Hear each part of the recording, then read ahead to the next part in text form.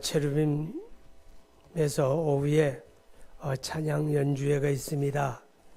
멤버가 훨씬 더 보강이 될 텐데 매년 한 번 하는 건데 올해도 엄청 기대가 됩니다. 여러분 오후에 또 이웃을 초대하셔서 이 가을에 참으로 감사하는 그런 찬양의 자리에 함께 할 수 있으면 좋겠습니다. 여러분 모두가 감사절에 감사를 잘 회복하시고 감사하는 마음이 임하는 하나님의 복을 누리시기를 축복합니다. 4세기 중반에 살았던 크리소스톰이라고 하는 안디옥 교회 교부가 있었습니다. 감독이 있었는데 그분은 별명이 황금의 입이라 그랬어요. 왜 황금의 입이라고 하는가 하면 워낙 말을 잘했거든요. 그래서 그리스도의 복음을 전파하게 되면 그의 말을 듣는 사람들이 그저 너도 나도 할 것 없이 다 그리스도를 영접하고 믿음을 가지게 됩니다. 그런데 그때에 로마 황제였던 어떤 분이 그러니까 그때가 되게 되면 이제 그 콘스탄틴 대제 바로 다음이 황제인데 잠깐 동안 기독교를 박해를 하게 됩니다. 그래서 그리스도의 복음을 전하지 못하도록 그런 명령을 내렸는데 이 크리소스톰이 그 복음을 전하면서 늘 감사하는 사람인데 복음 전한다는 것 때문에 체포가 돼가지고 감옥에 들어갑니다. 감옥에 들어갔더니 그 아침에 하나님 감사합니다. 그렇게 기도하는 거예요. 사람들이 야 감옥에서 뭐가 그래 감사하냐 그러니까 하나님이 감옥에 있는 사람들에게 복음 전하라고 나를 보내주셨으니 내가 감사하지 않을 수가 없습니다. 그러는 거예요. 그러면서 또 감옥에서 복음을 전해요. 결국은 이제 재판을 받았는데 사형언도를 받게 됩니다. 죽게 된 거예요. 이제 죽게 됐는데 크리소스톰이 이제 그 사형당한 날 아침에 또 무릎을 꿇고 하나님 앞에 감사하며 기도하는 거예요. 하나님 감사합니다. 뭐가 감사하냐 그러니까 이 성도에게 가장 큰 영광이 순조하는 건데 나 같은 죄인을 하나님이 구원해 주시고 이제는 순조자의 반열에 들게 하셨으니 이보다 더 감사한 일이 어디 있겠는가. 그러면서 하나님 감사합니다. 그러는 거예요. 이제 그날 사형이 집행이 되게 됩니다. 사형장에 끌려나가서 막 사형을 집행하려는 찰나에 급하게 사형 집행을 중지하라고 하는 이제 황제의 명령이 떨어지게 됩니다. 그랬더니 그 자리에서 또 그가 하나님 감사합니다. 그래요? 뭐가 감사하냐? 물으니까 이 크리소스톰이 하는 말이 아직까지 내가 할 일이 있어서 하나님이 나를 아직도 쓰실 일이 있어서 다시 한번 살려주시니 하나님 내가 평생에 감사하며 충성을 다하겠나이다. 그렇게 이제 감사했다. 그런 일화가 있습니다. 여러분, 이 감사하는 사람은 이 얼굴이 모양도 달라집니다. 늘 찡그리고 짜증 부리고 원망하고 불평하는 사람의 얼굴에는 그런 모습이 안 보이는데 이 감사하는 사람들의 얼굴은요 빛나게 돼 있어요. 비록 뭐 돈이 없어 비싼 화장품 사서 바르지 못해도 늘 감사하는 사람의 얼굴은 광채가 있는 거죠. 그러니까 우리 그리스도인들은 이 감사를 잃어버리게 되면 예수 믿는 향기가 없는 사람이에요. 예수 믿는 향기는 감사해서 나는 거지 다른 것은 나지 않습니다. 여러분 이 감사절에 저와 여러분의 삶 속에 감사가 풍성하기를 바랍니다. 자, 오늘 성경에 보게 되면 하나님께서 이스라엘 백성들을 하나님을 예배하는 자로 부르셨다 그래요. 5절에 보면 나의 성도들을 내 앞에 모으라. 그들은 제사로 나와 언약한 이들이니라. 그렇게 말하죠. 구약시대 이스라엘 백성들은 하나님을 예배하는 백성이라는 거예요. 하나님이 아브라함을 선택하시고 아브라함 안에서 이스라엘이라고 하는 민족을 하나님이 조성하게 됩니다. 왜 하나님이 그들을 특별히 조성했는가? 그 하나님을 예배하는 자로 세우기 위한 거예요. 하나님을 예배하는 사람들이 조건 가운데 하나가 하나님을 알아야 예배하잖아요. 그죠? 하나님 모르면 예배 못하는 거예요. 세상의 수많은 민족 가운데 하나님 아는 민족이 없으니까 하나님이 이제 그들에게 자신을 알게 하기 위해서, 자신을 알게 하고 그리고 하나님을 알고 하나님을 예배하도록 하기 위해서 하나님이 이스라엘을 조성하셨다. 그렇게 말씀을 하는 거죠. 그러니까 천하 만민 가운데서 하나님을 아는 유일한 민족이 바로 이스라엘이었고 그들은 그래서 하나님을 예배하는 백성이었습니다. 그런데 성경에서 갈라디아서에 보게 되면 우리 예수 믿는 그리스도인들을 가리켜서 영적인 이스라엘이다. 참 이스라엘이다. 그렇게 말씀을 해요. 그럼 우리가 영적인 이스라엘이고 우리가 참 이스라엘이다 이렇게 말하는 것은 이스라엘 백성들이 하나님을 예배하는 자였던 것처럼 우리 또한 하나님을 예배하는 자로 부름을 받았다. 그런 의미가 되겠지요. 믿습니까? 그래서 요한복음 4장 23절 이하에 하나님은 영이시니 예배하는 자가 영과 진리로 예배할지니라. 하나님은 이렇게 자기에게 예배하는 자들을 찾으신다. 그렇게 말씀을 하셨어요. 그러니까 우리 예수 믿는 사람들은 우리 삶에서 가장 우선해야 하는 게 예배하는 거예요. 예배 생활에 여러분 마음을 다할 수 있기를 바랍니다. 자, 그런데 오늘 성경에 보게 되면 하나님이 이스라엘의 예배에 대해서 불만을 나타내요. 이스라엘 백성들이 예배를 드리는데 그 예배가 하나님 앞에 만족하지 않다는 거죠. 하나님의 기쁨이 되지 않는다는 겁니다. 무엇이 문제일까? 왜 그럴까? 라고 하는 겁니다. 여러분, 사실 말이에요.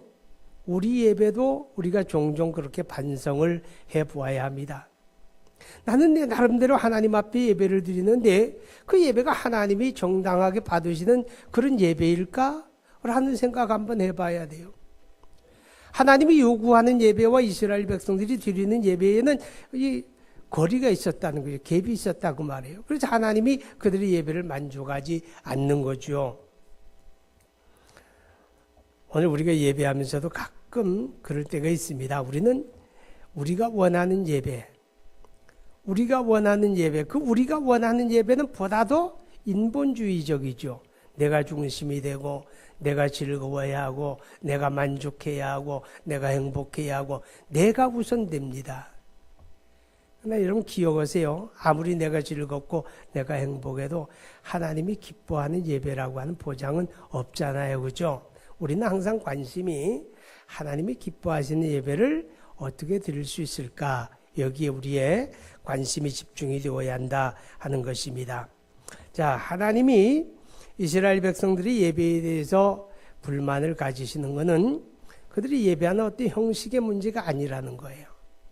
예배의 형식에 문제가 있는 게 아니고 또 그들이 드리는 제물에 문제가 있는 게 아니라는 거예요. 형식에도 만족하고 그들이 드리는 제물도 다 충족되는데 한 가지 문제가 뭐냐? 감사가 없다 그 말이죠. 자, 13절부터 보면 내가 수소의 고기를 먹으며 염소의 피를 마시겠느냐? 14절 감사로 하나님께 제사를 드리며 지존하신 이에게 내 서원을 갚으며 그렇게 말하죠. 그러니까 이스라엘 백성들이 모든 예배 형식을 다 갖추고 넉넉한 제물을 드린다 할지라도 그들의 예배 속에 감사가 없는 게 하나님의 기쁨이 되지 않았다. 그렇게 말씀을 하고 있는 것입니다.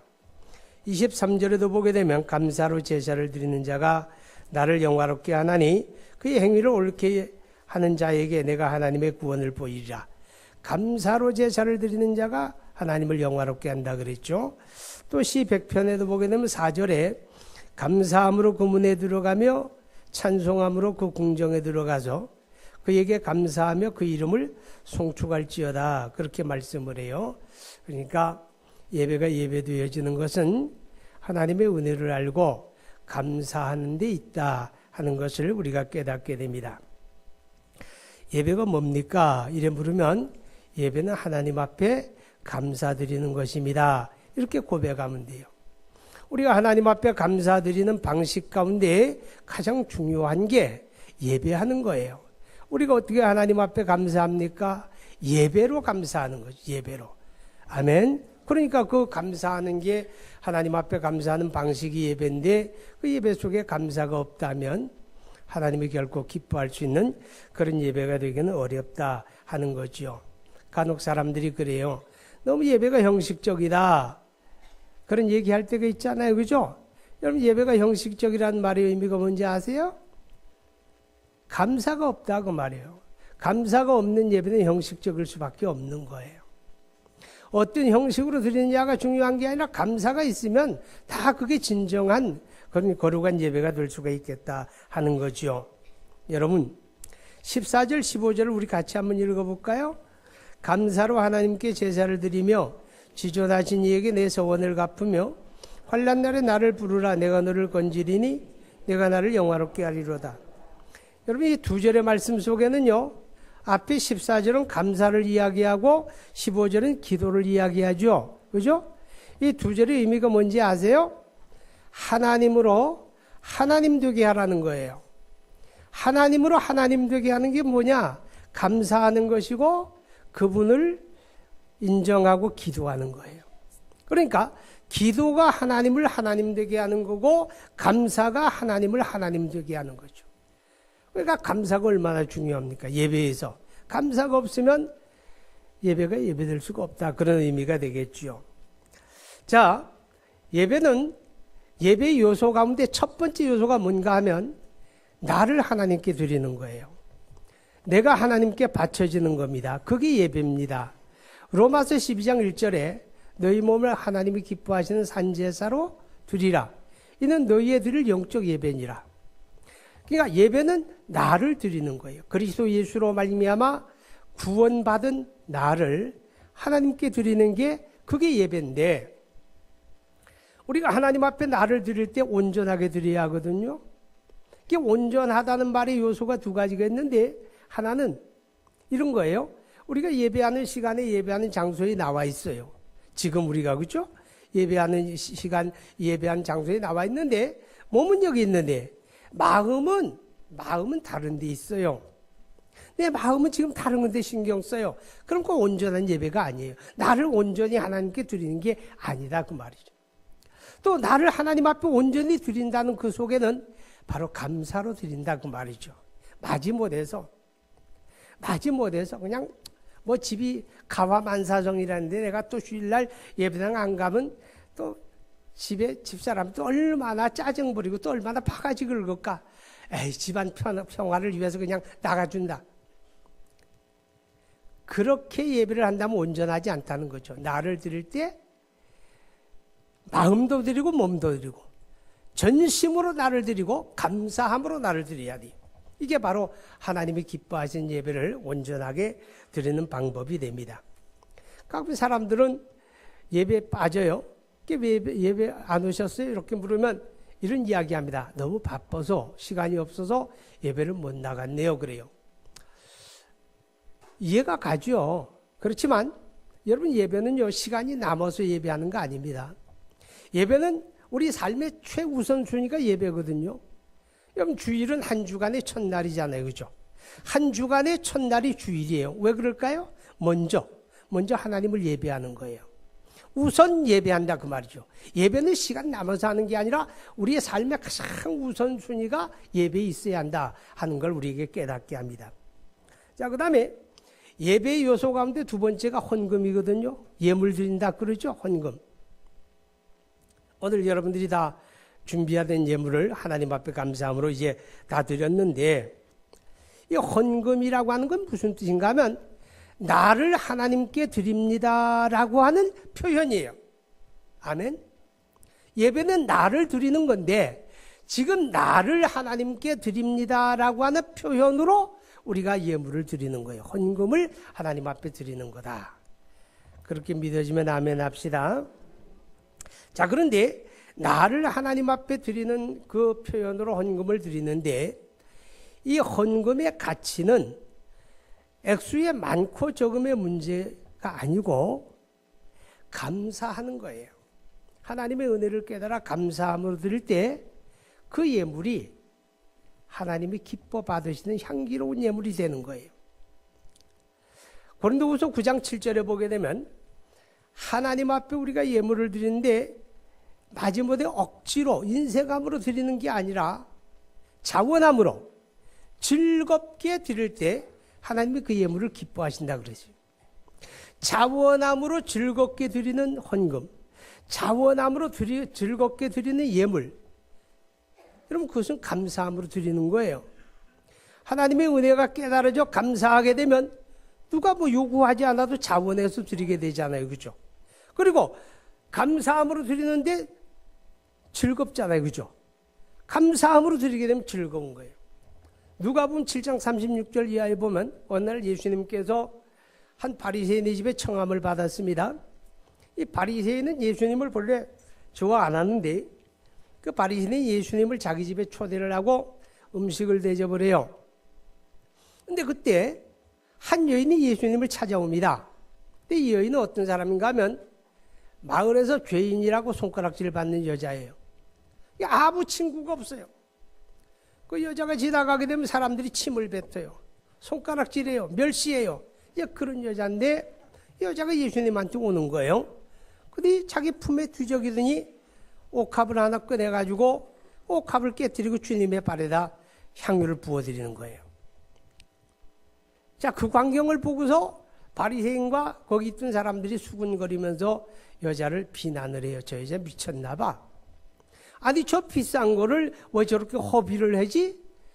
팔아가지고 가난한 사람들이 주면 더 좋을 텐데 그렇게 이야기합니다. 자, 여러분 거기에 이어서 예수님이 교훈한 게 빚을 탕감받는 이야기를 주님이 말씀을 하시게 됩니다. 이 여자가 주님에게 부어드린 그 향유가 얼마짜린가 하면 당시의 시가로 300데나리온이었어요. 300데나리온이면 지금의 가치로 환산을 하게 되면 장정이 1년 동안 열심히 일해가지고 모을 수 있는 돈이에요. 그러니까 우리 1년치 연봉에 해당하는 금액이다 그 말이죠. 그럼 도대체 그 여인이 뭐 부잣집 딸도 아닐 텐데 분명히 가난하고 어려운 집안 사람인데 그게 어디서 났을까? 성경은 그것은 이야기 안 해요. 중요한 건 그 여인에게 이거는 생명 같은 거다 그 말이죠. 그 여인에게 이거는 보물 중에 보물이다 그 말이에요. 근데 그 보물 중에 보물이고 생명 같은 그것을 언제 주님이 너 그거 집에 있지? 그거 나한테 가져와. 그런 적 없잖아요. 누가 그에게 그렇게 등 떠밀지 않았어요. 근데 아무도 요구하지 아니하고 아무도 등 떠밀지 않았는데 자기 마음에서 우러나서 그거 가지고 와서 아낌없이 주님에게 부어드렸어요. 그게 어떻게 가능합니까? 감사하니까. 주님의 은혜를 입고 은혜가 감사하니까 자원해서 드리게 되고 즐겁게 드리게 되었더라. 할렐루야. 그러니까 우리가 하나님 앞에 예배할 때 예물을 드리는데 그 예물의 가치는 감사하는 마음에 있다. 아멘. 하나님의 은혜를 깨닫고 감사함으로 우리가 예물을 드릴 때 그 예물이 하나님의 기쁨이 된다라고 하는 것을 우리는 기억하게 됩니다. 자, 그 다음에 예배 요소 가운데 세 번째는 찬송이거든요. 하나님 앞에 드리는 찬송, 이 찬송을 가끔 사람들이 오해를 해요. 어떻게 오해하는가 하면 내가 즐기는 노래로 생각을 해요. 내가 즐기는 노래. 아니거든요. 찬송은 내가 하나님께 불러드리는 노래예요. 하나님을 노래하는 거예요. 아멘. 하나님을 노래하는 거고 하나님께 영광을 돌리는 노래거든요. 그게 찬송이에요. 그래서 하나님이 찬송을 얼마나 기뻐하시는가 하면 시 22편 3절에 보게 되면 하나님은 이스라엘의 찬송 가운데 거하신다 그랬습니다. 그 말은 하나님이 그리스도의 피로 값주어 산 구원받은 하나님의 자녀들이 그 입으로 하나님을 노래할 때 그 찬송이 하나님의 영광이 되고 기쁨이 된다 그런 뜻이거든요. 여러분 우리가 지금 부르는 찬송은 이거는 초대교회로부터 있어 왔던 찬송은 아니에요. 찬송이 없던 시절이 있었어요. 언젠가 하면 한 5세기부터 그러니까 기독교가 이제 자유를 얻고 박해시대 300년 지나고 그다음 콘스탄틴 대제가 기독교를 이제 허용한 다음에 그때로부터 이제 한 5세기 말까지 그때까지는 이제 찬송이 있었는데 그다음에 이제 6세기부터 이제 1517년 기독교 개혁이 일어나기 그 사이에는 찬송이 없어요. 회중 찬송이 안 불려졌죠. 왜냐하면 가톨릭에서는 예배할 때 그 찬양대가 부르는 찬송만 있는 거예요. 이제 회중은 찬송을 안 해요. 또 회중은 이 강론도 없었잖아요. 자, 그리고 그럼 초대교회는 어떤 찬송을 불렀는가 하면 우리가 읽은 이 시편은 본래 노래예요. 노래. 찬송이다 그 말이죠. 이건 다 노래거든요. 그런데 우리가 노래라고 하게 되면 의문이 하나 남아요. 이 노래 가사는 이렇게 다 우리에게 전달이 되어 왔잖아요. 그죠? 성경의 가사는 다 기록이 되어 있는데 왜 곡은 없을까? 궁금하지 않으세요? 가사는 다 이렇게 전달이 되는데 왜 곡은 없을까? 여러분, 이 곡이 없는 이유는 이겁니다.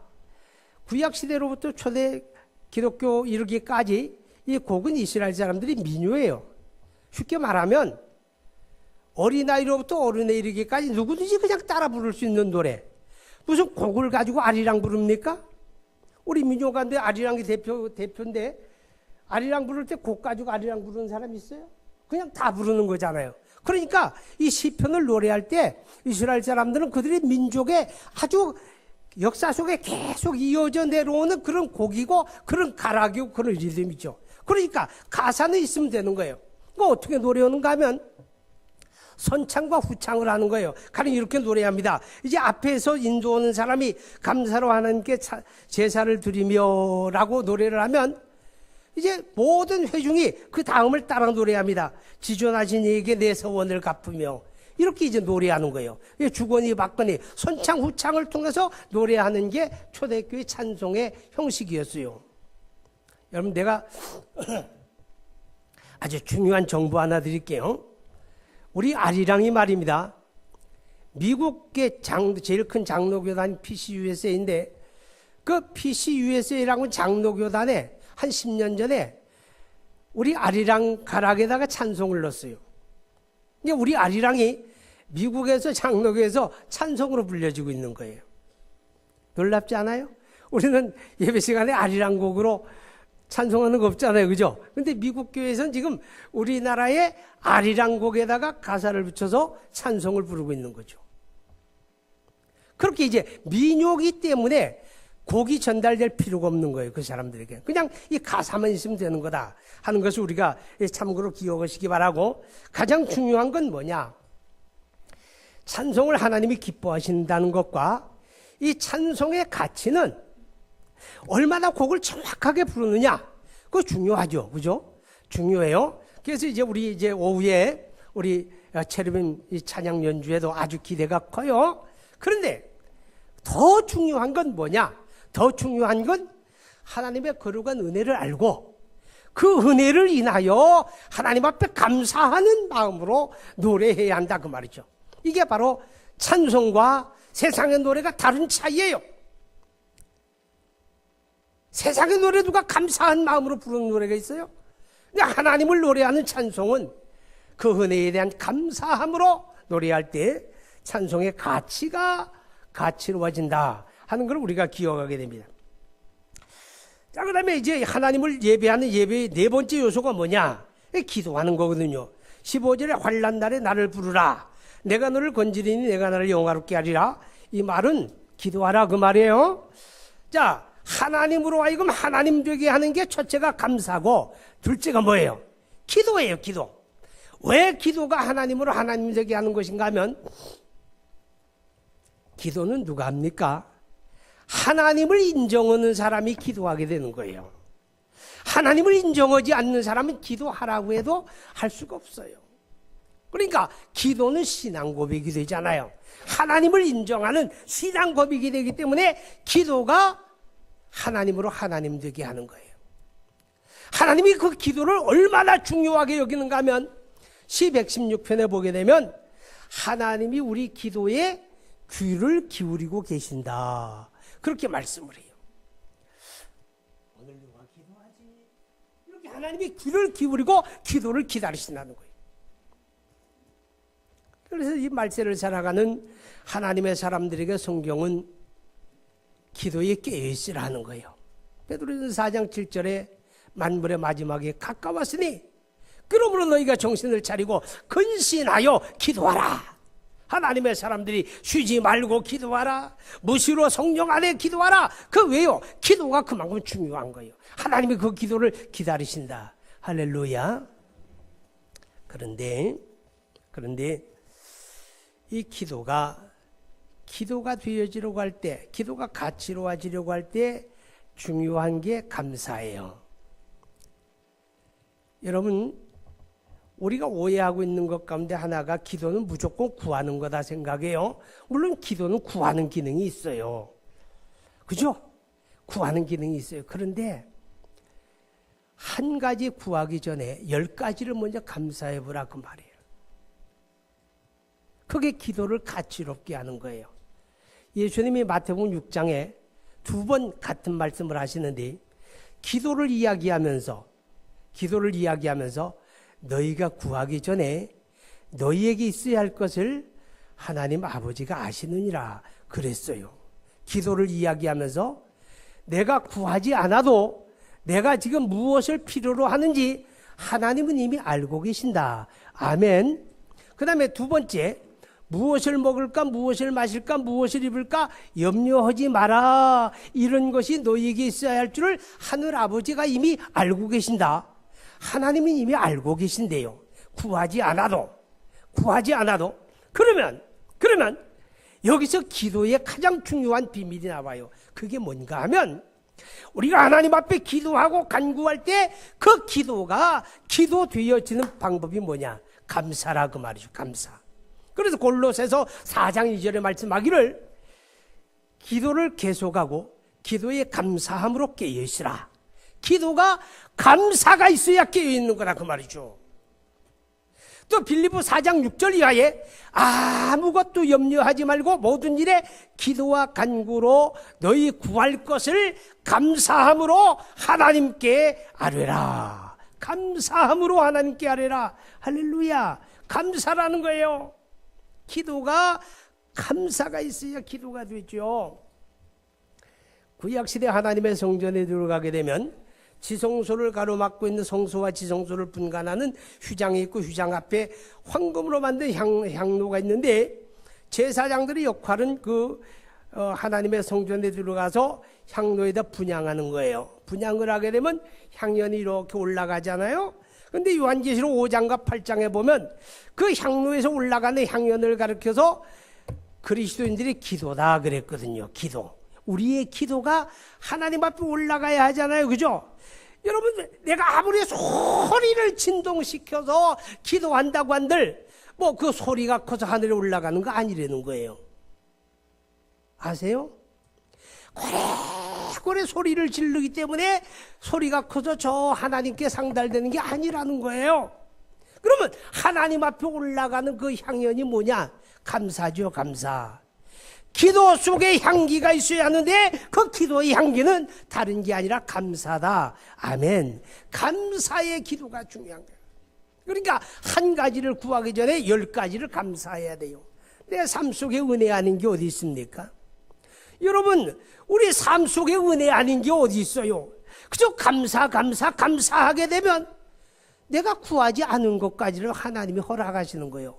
그 감사를 받으시는 거예요. 할렐루야. 여러분, 우리 한 해를 지내오면서 열심히 일하고 일할 수 있었던 게 은혜인 거 아세요? 일할 수 있는 게 은혜예요. 건강이 없다면 일할 수가 없잖아요. 일터가 없다면 일할 수가 없잖아요. 그러니까 일할 수 있는 게 은혜고, 열심히 땀 흘려 수고했는데 수고의 결과가 허무하게 날아가 버리는 그런 일이 비일비재한 게 현실인데, 넉넉하게 거두었든 좀 부족하게 거두었든 수고의 결과를 거둔 것도 하나님의 은혜입니다. 그죠? 우리가 열심히 땀 흘려 일하고 피곤한 몸을 가지고 날이 저물면 돌아갈 집이 있는 것도 은혜고 감사하고, 집에 들어가는데 아무도 집에 없고 캄캄한데 스스로 들어가 불을 켜고서 생활한다고 생각해 봐요. 근데 내가 집에 들어가면 나를 반겨주는 가족이 있잖아요. 아내가 있고 남편이 있고 애들이 있고 어른들이 있고 가족이 있는 것도 감사하고, 우리가 식사할 때도 여러분 이런 생각해 봐요. 나 혼자 그냥 대충 차려놓고 먹는다고 생각해 봐요. 얼마나 쓸쓸하고 적적해요. 근데 식탁에 마주 앉을 상대가 있고 가족이 있는 것도 감사하잖아요. 그죠? 근데 이 모든 것보다 더 감사한 게 뭐냐? 오늘 여러분이나 저나 별로 다르지 않은데 우리 믿음이 참 연약해요. 우리가 허물이 많고 연약한데, 그래서 죄에 넘어지고 뒹굴고 때로는 주저앉을 것 같은, 너무너무 힘들고 어려워서 주저앉을 것 같은 그런 순간도 있었잖아요. 그런데도 하나님이 지켜주신 거예요. 붙들어 주신 거예요. 그때마다 하나님이 함께 하신 거예요. 그래서 우리가 여기까지 믿음 지켜왔으니 감사하죠. 은혜잖아요. 그러니까 우리가 하나님 앞에 기도할 때 더 많이 감사하세요. 어떤 사람 그래요. 기도하려고 해도요, 기도가 잡히지가 않아요. 잡념만 자꾸 떠올라요. 그런 얘기합니다. 여러분 그 걱정할 거 없어요. 그러자 뭐 억지로 뭘 구하려고 하지 말고 그냥 감사한 거 찾아서 감사해 보세요. 1시간 내내 감사해도 괜찮아요. 그리고 아무것도 안 구하고 돌아가도 괜찮아요. 이미 내게 있어야 할 걸 아시는 하나님, 구하지 않은 것까지라도 채우시는 거예요. 뭐가 있으면, 기도 속에 감사의 향기가 있으면 하나님이 그거 받으시는 거예요. 할렐루야. 근데 우리가 얼마나 감사를 잃어버리고 삽니까? 아주 작고 사소한 일에도 그냥 성질 부리고 짜증 부리고 분노하고 원망하고 불평하고. 여러분 우리가 그러니까 우리 삶 속에서 하나님이 약속하신 그 은혜가 내게 누려지질 않는 거예요. 감사하면 누려집니다. 하나님의 성경 속에 약속한 모든 은혜와 복은 감사하는 사람들의 몫이란 걸 기억할 수 있기를 바랍니다. 기도합니다. 하나님 아버지 은혜 감사합니다. 2016년 추수감사절에 하나님 앞에 감사하는 주의 권속들이 모여서 예배 드리게 하시니 감사드리나이다. 하나님 언제라도 우리의 삶 속에 감사를 잊지 아니하고 늘 은혜를 깨달아 감사가 풍성한 삶이 되게 하시고, 감사가 풍성한 가정을 이루게 하시고, 감사가 풍성한 예배를 드리는 복된 주님의 권속들 되게 하여 주옵소서. 예수님 이름으로 기도하옵나이다. 아멘.